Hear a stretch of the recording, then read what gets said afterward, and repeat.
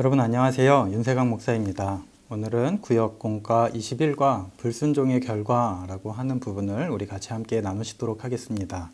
오늘 공과의 본문이 되는 말씀은 사무엘상 13장 10절에서 23절까지 말씀입니다. 우리 성경 말씀은 우리 같이 함께 본문 질문을 보실 때 함께 보시도록 하겠습니다. 오늘 이 도입을 위한 질문을 보면 첫 번째 질문에 여러분은 하나님의 말씀을 얼마나 순종하는 것 같습니까? 라고 질문을 하고 있고, 두 번째 질문에 여러분은 하나님께 주로 어떤 핑계를 댑니까? 라고 질문하고 있습니다.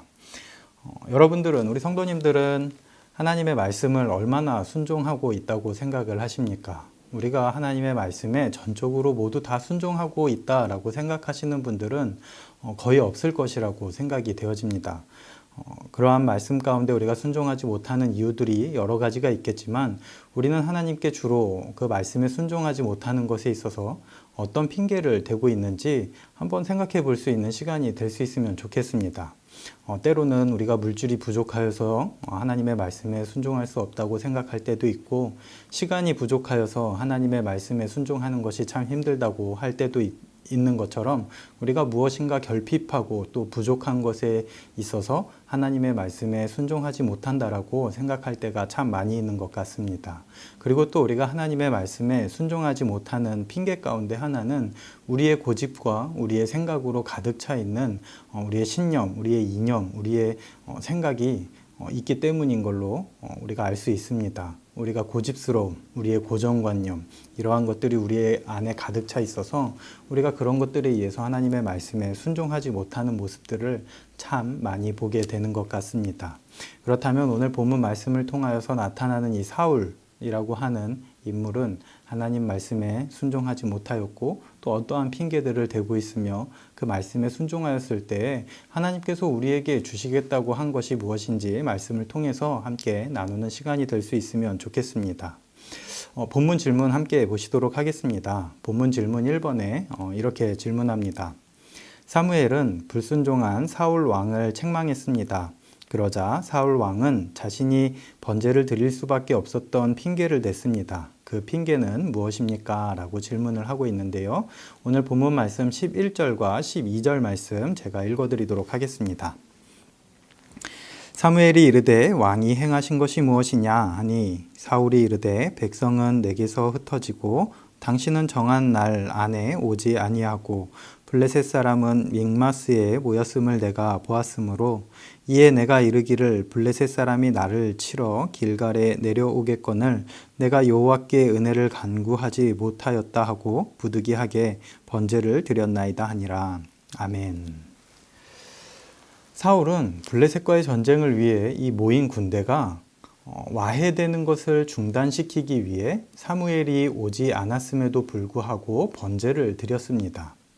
이 블레셋과의 치열한 전투에 앞서서 사울은 전쟁에 나가기 전에 이스라엘 백성들이 드려왔었던, 이스라엘 백성들이 행해왔었던 그 종교적 의식을 인도할 사무엘을 기다리고 있었습니다.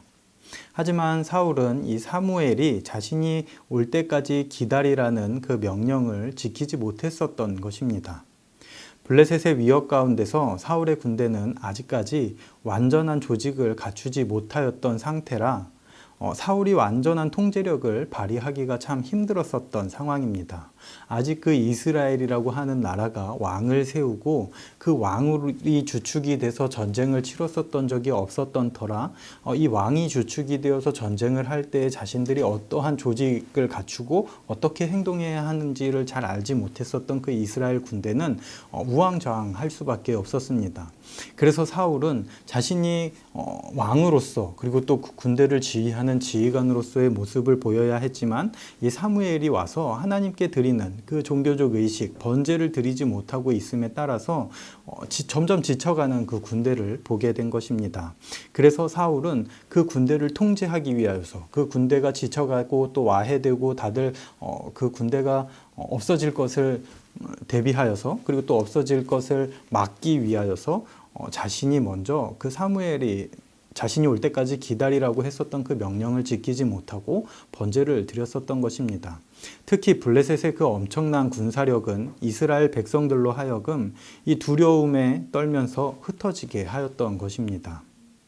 그러나 사무엘에게 제사를 드린 이유를 설명하는 그 사울은 군대가 흩어지고 전쟁을 시작하기 이전에 이 적절한 종교적 행위가 있어야 했고, 또 사무엘이 도착할 시간이 넘어서 사무엘이 그 약속한 시간에 오지 아니하여서 자신의 판단에 근거하여서 부득이하게 그렇게 행동할 수밖에 없었다고 전하면서 이 자신의 행동에 대한 정당성을 주장하고 있는 것입니다. 여기까지의 모습을 살펴본다면 이 사울에게 동정심을 가질 수 있습니다. 사울이 그렇게 할 수밖에 없었구나 라고 생각할지도 모르겠습니다. 그는 개인적인 욕심이나 열정으로 공격적으로 희생 제사를 드린 것도 아니며 의도적으로 그 제사장권을 가로채기 위하여서, 사무엘의 그 제사장권을 가로채기 위하여서 그렇게 한 것도 아니었습니다.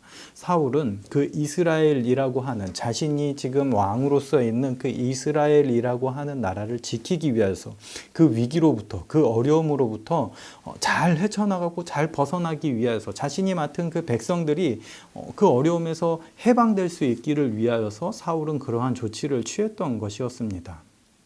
그러나 여기서 간과해서는 안 될 사실은 그가 일반 사람이 아니라 왕이라는 점이고, 그 왕에게는 일반 사람에게 요구되는 것과 다른 점이 요구된다는 사실입니다. 사울은 왕이었습니다. 왕으로서 자신보다 더 높이 계신 그 하나님의 말씀을 순종하고 지켜야 하는 그 의무가 있는 것입니다. 이스라엘은 왕이 통치하는 나라가 아니라, 우리 뒤에서도 살펴보겠지만 하나님께서 통치하시고 하나님께서 다스리시는 나라입니다. 그 나라가, 하나님을 섬기는 그 나라가 자신의 정체성을 잃는다면 주변에 있는 이방 국가들과 전혀 다르지 않은 모습을 보이게 되는 것입니다. 하나님께서는 그 점을 중요하게 생각하신 것입니다.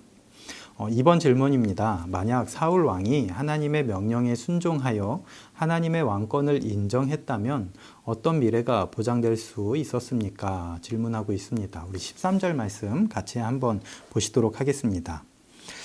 사무엘이 사울에게 이르되 왕이 망령되이 행하였도다.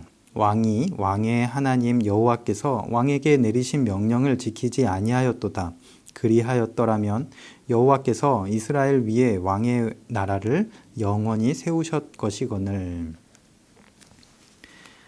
사무엘은 이 사울이 하나님의 명령에 순종하였더라면 이 영속적인 왕권을 후손들에게 약속하였을 것이라고 말씀하고 있습니다.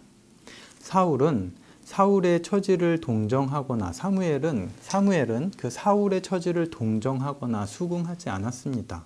이 사무엘은 사울의 그 변명하는 이야기를 듣고, 그래, 너가 그런 상황이었었구나. 그래, 그런 상황에서 너가 그렇게 행동할 수 있지. 그럼 그 상황을 벗어나려면 당연히 그렇게, 누구라도 그렇게 행동했을 거야 라고 수긍하지 않았습니다. 오히려 사무엘은 사울을 망령된 자로 비난하고 있습니다. 이 망령된 자라고, 망령되이 행하였다라고 하는 이 동사는 어리석게 행하였다라는 뜻을 지니고 있습니다. 그러니까 사무엘은 사울에게 어리석게 행동했다라고 말씀하고 선포하고 선언하고 있는 것입니다. 사무엘은 사울이 어리석게 행동하지 않고 하나님의 명령에 순종했더라면 사울에게 영원한 왕조의 축복이 주어졌을 것이라고 선언한 것입니다. 우리가 인간적으로 생각해 볼 때에는 사울이 한 그 변명이 틀리지 않습니다.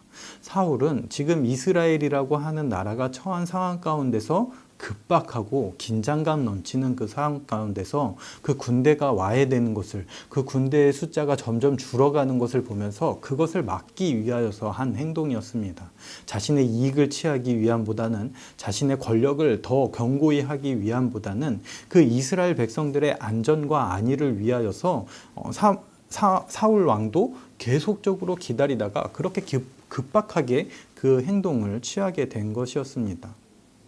하지만 우리가 하나님의 말씀에 순종할 때에는 때로는 세상에서 어리석게 보일지라도 때로는 세상에서 참 너 그러한 상황 가운데서 참 어리석다라고 이야기할지라도 우리가 하나님의 나라를 위하여서 하나님의 명령들을 반드시 순종해야 함을 말씀하고 있습니다. 사울이 그러한 긴급한 상황 가운데서 그러한 행동, 사울이 먼저 사무엘을 기다리다 사무엘이 도저히 오지 않아서 먼저 번제를 하나님께 드리고 그 전쟁을 준비하는 행동을 하지 않았더라면 분명히 하나님을 알지 못하는 사람들, 하나님을 믿지 않는 사람들은 어떻게 그렇게 급박한 상황 가운데서도 그렇게 여유를 부릴 수 있느냐라고 비난하며 넌 참 어리석구나라고 이야기할지 모르겠습니다.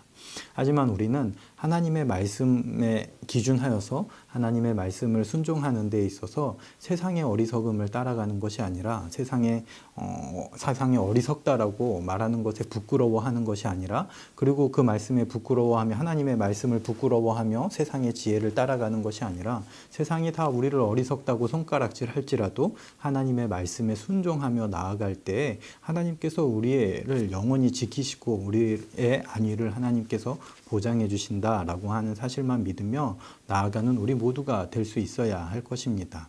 오늘 사무엘은 사울 왕에게 그와 같이 선포하면서 권면하고 또 질책하고 있는 것입니다. 그렇다면 3번 질문입니다.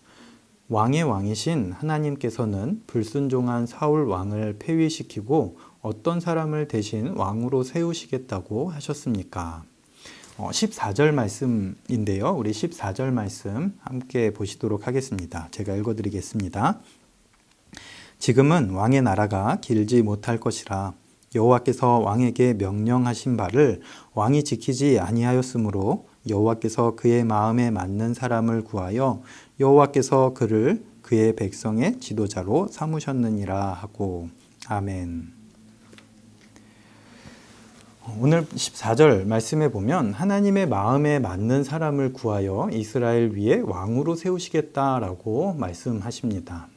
이스라엘 나라는 비록 이 형식적으로 왕의 정치를 시작하였지만 여전히 본질상으로는 신정국가였습니다. 하나님의 통치를 받고 하나님께서 다스리시는 그 하나님의 뜻을 묻고 하나님의 뜻에 따라 나아가는 국가였던 것입니다.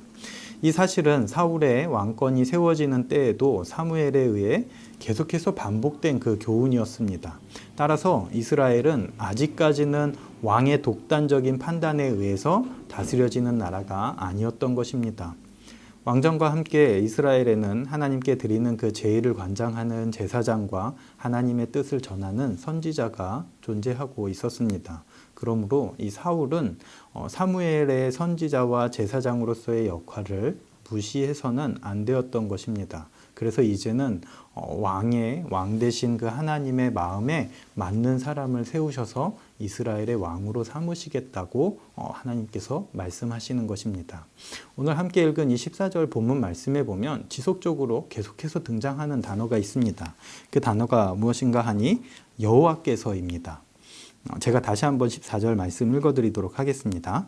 지금은 왕의 나라가 길지 못할 것이라 여호와께서 왕에게 명령하신 바를 왕이 지키지 아니하였으므로 여호와께서 그의 마음에 맞는 사람을 구하여 여호와께서 그를 그의 백성의 지도자로 삼으셨느니라 하고 14절에 이 한 절의 말씀에 여호와께서라고 하는 이 단어가 3번 반복해서 등장하고 있습니다. 이 이스라엘 나라는 자신의 고집이나 자신의 생각대로 움직이는 것이 아니라 자신들이 세운 그 왕의 생각이나 그 왕의 신념이나 왕의 그 의지나 의도에 의해서 움직이는 나라가 아니라 여호와께서 다스리시고 여호와께서 통치하시고 여호와께서 주관하시는 나라가 이 이스라엘 나라임을 말씀하고 있는 것입니다. 우리의 삶은 어떻습니까? 우리도 하나님께서 우리에게 우리의 삶에 간섭하시도록 우리가 하나님의 말씀을 따라 살아가고 있는지 아니면 우리의 생각이나 우리의 신념이나 우리의 고정관념에 휩싸여서 우리의 뜻대로 나아가고 있는지 우리가 바로 점검해야 할 것입니다. 우리가 정말 하나님의 말씀을 따를 때에는 하나님의 말씀에 합한 자, 하나님의 마음에 합한 자로 우리가 나아갈 때 하나님께서 우리를 안위하시고 우리를 지키시고 우리를 보호하시는 줄로 믿습니다. 그 말씀에 순종하며 나아가는 하나님께서 다스리시고 하나님께서 통치하시는 우리의 복된 삶이 될 수 있기를 바랍니다. 4번 질문입니다. 사무엘은 사울에게 저주의 메시지를 전한 다음 어디를 떠나 어디로 갔습니까? 15절 말씀인데요. 우리 15절 말씀 함께 같이 보시도록 하겠습니다. 제가 읽어드리겠습니다. 사무엘이 일어나 길갈에서 떠나 베냐민 기브아로 올라가니라. 사울이 자기와 함께한 백성의 수를 세어보니 600명 가량이라. 아멘.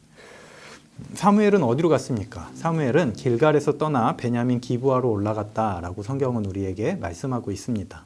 이 사무엘은 사울에게 전해야 하는 그 하나님의 말씀을 전한 뒤에 뒤도 돌아보지 않고 떠났습니다. 이것은 사울 왕으로부터 돌아서신 이 하나님을 대변해주고 있는 것입니다. 하나님의 마음에 합한 자에게는 한량없는 은혜와 복으로 인도하시는 하나님이시지만 이 하나님의 말씀과 명령에 불순종하는 자들에게는 뒤도 돌아보지 않고 떠나시는 하나님임을 말씀하고 있는 것입니다. 우리가 정말 하나님의 말씀에 순종하지 않는다면 우리가 계속적으로 하나님께서 돌아오라라고 하는 그 말씀에 순종하지 않고 우리가 우리 갈 길을 계속 간다면 하나님께서는 뒤도 돌아보지 않고 우리를 떠나실 수도 있는 분임을 우리는 기억해야 할 것입니다. 우리가 정말 하나님의 말씀대로 따르며 그 하나님의 말씀 속에서 우리의 삶 가운데 하나님의 말씀이 지배하는 삶 가운데 거할 때 하나님이 우리와 늘 함께 하신다라고 하는 그 사실도 우리가 반드시 기억하며 하나님께 말씀으로 나아가는 우리 모두가 되어야 할 것입니다. 본문 질문 5번입니다. 사무엘에 이어 백성들도 떠났습니다. 이스라엘 진영에는 몇 명만 남았습니까? 우리 15절과 16절 말씀 한번 같이 보시도록 하겠습니다. 15절과 16절 말씀 보시겠습니다. 사무엘이 일어나 길갈에서 떠나 베냐민 기브아로 올라가니라. 사울이 자기와 함께한 백성의 수를 세어보니 600명가량이라. 사울과 그의 아들 요나단과 그들과 함께한 백성은 베냐민 게바에 있고 블레셋 사람들은 믹마스에 진쳤더니. 아멘. 이스라엘 진영에는 이제 600명가량의 군사들만 남았습니다. 사울이 애타게 기다리던 그 사무엘 선지자는 사울이 듣기 싫어하는 소리만 남기고 떠났습니다. 사울이 그토록 바라던 소리가 아니라 이 사무엘 선지자는 사울이 정말 듣기 싫어하는 그 소리를 남기고 떠난 것입니다. 블레셋 군과 대치하는 그 절박한 현실만 이제 사울에게 남겨졌습니다. 블레셋이 큰 군대를 이끌고 온 것에 위축되고 또 선지자 사무엘이 사울을 비난하고 떠난 것에 대한 영향인지 모르지만 그나마 3,000명 정도 모여 있었던 그 사울의 군대는 600명 정도의 숫자로 줄어들게 되었던 것입니다. 사울은 그 상황 가운데서 정말 절망하지 않을 수 없었을 것입니다. 3,000명으로도 턱없이 부족한 군대였었지만 그 3,000명이 이제 떠날 사람들은 다 떠나고 600명만 남은 것입니다. 이러한 상황 가운데서 우리가 해야 할 것은 무엇이겠습니까? 이 사울이 이러한 상황 가운데서 취해야 할 행동은 무엇이었겠습니까? 우리가 그것을 잘 기억하며 우리가 한번 묵상하며 또 우리가 한번 생각해보며 다음 질문들을 볼 수 있으면 좋겠습니다. 6번 질문입니다. 이스라엘은 최악의 상황으로 전쟁에서 매우 불리했습니다. 이스라엘은 작전이나 지형적으로나 무기의 상황이 어떠했습니까? 우리 16절에서 23절까지 그 내용을 말씀하고 있는데요. 제가 한번 읽어드리도록 하겠습니다. 16절에서 23절까지 말씀입니다.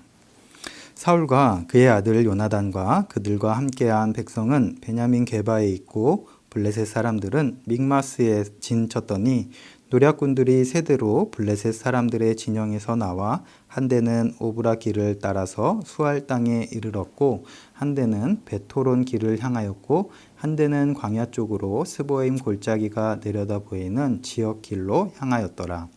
그때 이스라엘 온 땅에 철공이 없었으니 이는 블레셋 사람들이 말하기를 히브리 사람이 칼이나 창을 만들까 두렵다 하였음이라. 온 이스라엘 사람들이 각기 보습이나 삽이나 도끼나 괭이를 벼리려면 블레셋 사람들에게로 내려갔었는데 곧 그들이 괭이나 삽이나 쇠수랑이나 도끼나 쇠채찍이 무딜 때에 그리하였으므로 싸우는 날에 사울과 요나단과 함께한 백성의 손에는 칼이나 창이 없고 오직 사울과 그의 아들 요나단에게만 있었더라. 블레셋 사람들의 부대가 나와서 믹마스 어기에 이르렀더라. 아멘.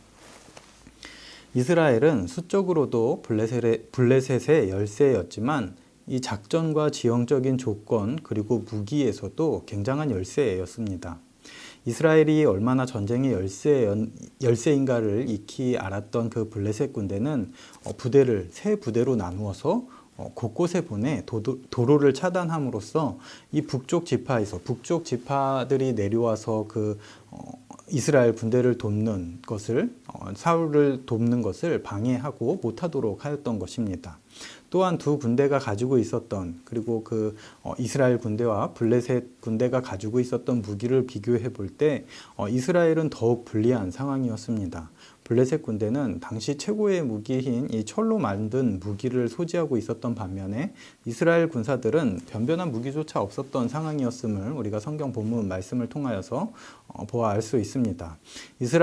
이스라엘에서 그나마 창과 칼을 가지고 있던 사람은 사울과 그의 아들 요나단 뿐이었다라고 말씀하고 있는 것을 보아서 이 수적으로도 굉장히 열세였지만 그들이 갖고 있었던 무기에서도 블레셋 군대와 싸워서 도무지 이길 수 없는 상황이었다라고 하는 것을 성경은 우리에게 말씀하고 있습니다. 지금 상황이 이렇습니다. 이스라엘은 이 블레셋 군대와 전혀 싸울 수 없고 그 싸움에서 이길 수 없는 상황이었지만 사무엘 선지자는 13절과 같이 말씀하고 있는 것을 볼 수가 있습니다. 13절 말씀에 보면 사무엘이 사울에게 이르되 왕이 망령되이 행하였도다. 왕의 하나님 여호와께서 왕에게 내리신 명령을 지키지 아니하였도다. 그리하였더라면 여호와께서 이스라엘 위에 왕의 나라를 영원히 세우셨을 것이거늘 이라고 말씀하고 있습니다. 사무엘이가 하나님의 말씀을 전하는 내용이 무엇입니까? 이렇게 어려운 상황 가운데서도 이렇게 열악한 상황 가운데서도 이 사울 왕 당신이 하나님의 말씀에 순종하였더라면 하나님께서 당신의 왕권을 영원히 보존할 수 있도록 하셨을 것이다 라고 선언하고 선포하고 있는 것입니다. 우리가 처한 상황이나 어려움으로 인하여서 우리가 큰 환난을 겪는 것 같지만 하나님께서 함께 하신다면 그 어렵고 힘든 상황과 환난 가운데서도 우리는 안전하게 보호받을 수 있는 것입니다. 그리고 우리가 계속 영원히 지속될 수 있도록 하나님께서 우리를 다스리시고 통치하실 것이라는 것을 오늘 성경 본문 말씀은 우리에게 말씀하고 있는 것입니다. 그렇다면 마지막 7번 질문을 함께 보시도록 하겠습니다. 7번 질문입니다. 이렇게 모든 것이 불리한 상황에서 사울 왕은 하나님께 회개하고 무릎을 꿇었습니까? 아니면 자신의 손에 들려있던 칼과 창만 의지했습니까? 22절 말씀 한번 같이 보셨으면 좋겠는데요. 오늘 본문 22절 말씀입니다. 싸우는 날에 사울과 요나단과 함께한 백성의 손에는 칼이나 창이 없고 오직 사울과 그의 아들 요나단에게만 있었더라. 아멘. 사울은 하나님께 회개하기보다는 칼과 창만 의지하였습니다. 사울은 사무엘이 전하는 그 하나님의 말씀에 자신의 잘못을 깨닫고 하나님께 회개해야 했습니다. 하지만 사울은 하나님께 회개하기보다는 자신의 힘과 능력만을 믿고 블레셋과의 전쟁을 계속 이어가는 것을 볼 수 있습니다. 자신과 함께 있는 그 군사들, 600명가량 되었었던 그 군사들은 손에 아무런 제대로 된 무기도 없었던 것을 사울은 알았지만 자신 손에 들려져 있던 그 칼과 창을 믿고 자신이 사랑하는 그 아들 요나단이 손에 들고 있었던 그 칼과 창만을 믿고 그 전쟁에 나가게 된 것입니다. 이처럼 우리의 고집과 생각으로 가득 차 있을 때 우리는 현재 우리가 처한 상황을 직시하지 못하게 된다는 것을 우리는 알아야 합니다. 우리의 생각과 고집이 아니라 하나님께서 우리에게 말씀하시는 것을 따라 우리가 처한 어려움을 잘 극복하고 나아가야 할 것입니다. 하나님의 말씀을 따르며 이 성경에서 우리에게 말씀하시는 대로 우리가 행하며 나아갈 때 우리가 어떠한 상황에 처해져 있는지, 우리가 어떤 환경 가운데 처해 있는지 바로 볼 수 있게 되고, 그 우리가 처한 상황과 환경 가운데서 우리가 진정으로 의지하고 매달리고 우리가 의탁해야 하는 분이 누구신지를 우리가 바로 알 수 있게 된다는 것입니다. 사울은 자신의 고집과 자신의 생각과 자신의 신념에 둘러싸여서 짓눌려서 하나님의 말씀을 제대로 듣지 못하고 그 말씀에 순종하지 못하였습니다. 사울이 자신의 이익을 위하여서, 자신의 권력을 위하여서, 자신의 그 왕위 보존을 위하여서 그랬었던 것인지는 모르겠지만, 정말 우리가 어떠한 상황이나 환경 가운데서도 하나님의 말씀이 우리에게 임하였을 때 우리가 그것을 핑계로서 모면하는 것이 아니라 우리가 정말 그 말씀을 지키고 행하며 하나님의 말씀에 순종할 때 하나님께서 우리와 함께 하신다라는 사실만을 믿고 나아가야 할 것입니다. 끝까지 자기 방법대로 고집하는 사람의 최후는 이 사울과 같을 것입니다. 사울이 자기 고집이 아니라 하나님의 말씀에 순종하였더라면 이런 일들은 생기지 않고 하나님께서 그의 왕권을 영속적으로 이어갈 수 있도록 하셨을 것입니다. 사람은 누구나 이 사울과 같이 자기 고집대로 하고자 하는 마음이 있습니다. 그리고 그 마음에 이끌려 이 하나님의 말씀을 순종하지 못하는 때가 많이 있음을 보게 됩니다. 우리는 우리의 고집과 생각에서 벗어나 하나님의 말씀을 따르며 하나님께서 우리에게 부어주시는 그 놀라운 은혜가 가득할 수 있기를 바랍니다. 그래서 세상의 지혜를 따라가는 것이 아니라 우리가 하나님의 말씀을 따라가며 하나님께 순종하는 우리 모두가 될 수 있기를 주님의 이름으로 간절히 축원합니다. 우리가 오늘 말씀 생각하시면서 한번 오늘 삶 가운데 잘 적용해 보실 수 있으면 좋겠습니다. 우리의 삶 가운데서 내가 하나님의 말씀을 잘 순종하며 나아가고 있는지, 아니면 하나님의 말씀에 순종하지 않고 어떠한 핑계들을 대면서 하나님의 말씀을 거역하고 거부하며 살아가고 있는지 우리가 한번 우리의 삶을, 우리의 자신을 잘 점검하고 되돌아보고 또 하나님의 말씀 가운데로 되돌아가는 귀하고 복된 삶이 될 수 있기를 바랍니다. 기도하시겠습니다. 사랑과 은혜가 풍성하신 하나님 아버지, 또 이렇게 오늘 하루도 말씀 가운데 거할 수 있게 하심을 감사합니다. 하나님, 날마다 주님 앞에 순종하며 나아가고 싶은 마음이 가득하지만 우리의 삶 가운데서 정말 그러지 못하고 있음을 볼 때가 너무나도 많이 있습니다. 주님, 주님의 말씀을 순종하지 못하는 저희들을 용서하여 주시옵고, 우리의 어떠한 상황과 환경 가운데서도 하나님의 말씀을 붙들며 하나님만 의지하며 나아가는 저희 모두가 될 수 있도록 하나님 복 내려 주시옵소서. 하나님의 말씀을 따를 수 있고 하나님의 말씀을 순종할 수 있는 것이 우리의 삶 가운데 가장 큰 복인 줄 믿습니다. 하나님, 정말 그 하나님께서 주시는 복을 따라 말씀에 순종하며 정말 우리 가정 가운데, 우리의 삶 가운데, 우리의 직장 가운데, 생업 가운데 하나님께서 늘 함께 하시고 동행하시는 놀라운 복이 임할 수 있도록 주님 은혜 베풀어 주시옵소서. 하나님, 정말 어려운 환경 가운데서 고통당하며 신음하고 있는 많은 성도들이 있습니다. 하나님, 그 성도들의 가정과 생업과 직장을 지켜주시옵고, 하나님, 정말 이 코로나라고 하는 어려움이, 정말 이 나라의 경제적인 안정이 속히 찾아와서 정말 모두가 다 즐겁고 기쁜 마음으로 또 하나님께 나와 예배하는 데 걱정과 근심과 염려 없이 즐거운 마음으로 하나님 앞에 예배할 수 있도록 하나님이 나라를 지키시고 보호하여 주시옵소서. 온전히 주님만 바라보며 주님만 의탁하며 나아가는 우리의 복된 삶이 될 수 있기를 원합니다. 주님, 날마다 우리를 붙잡아 주시옵고, 날마다 말씀 가운데 세임 더하여 주시옵고, 날마다 우리를 지키시고 보호하시고 인도하여 주시길 원하오며, 사랑이 많으신 우리 주 예수 그리스도의 이름으로 기도합니다. 아멘.